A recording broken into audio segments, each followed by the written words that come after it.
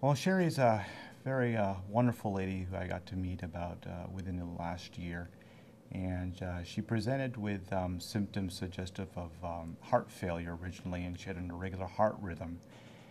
When she came to our hospital, we evaluated her with an ultrasound of the heart called an echocardiogram. She had a very unique condition called rheumatic mitral valve stenosis. At the first point when we discovered this, I was either open heart surgery or going to Orlando or Ocala to have the procedure done, which was going to be a hardship on my husband and myself because we would have to travel down there and then have a place to stay. Then I would miss work, he would miss work, and it would just been a very hard time. And Dr. Ghai talked with Dr. Noel, and they came up with the procedure that they could do here at Tallahassee Memorial. Well, Sherry and I talked quite a bit about all the options that were available to her. That conversation also had been had with Dr. Ghai. We discussed opportunities of possible surgical correction versus actually putting a balloon and opening the valve to get the relief and resolution of her symptoms. We talked about that we'd done this procedure before, but we're bringing it to Tallahassee Memorial Hospital where we felt like we could perform it safely. The physicians at TMH are exquisitely trained in a variety of advanced techniques. They've had training from some of the finest institutions in the country, and it's a real privilege to be working with a lot of these people here in this community.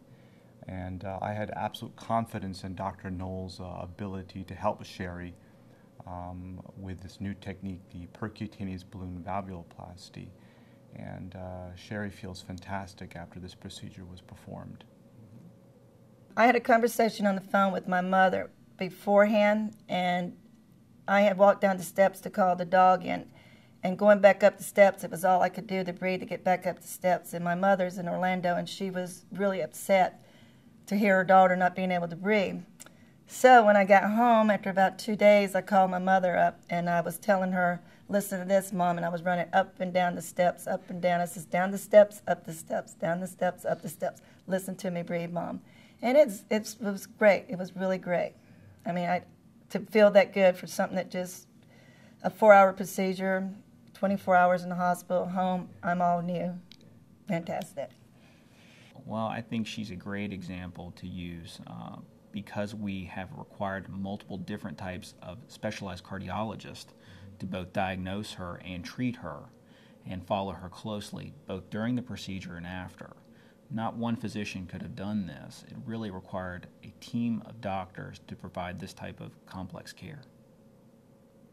Sherry's case is a typical illustration of the types of things that we do in the hospital on a daily basis. By applying the latest techniques and technology and innovation and apply it to our patients to help achieve better outcomes is what I think the hospital is all about.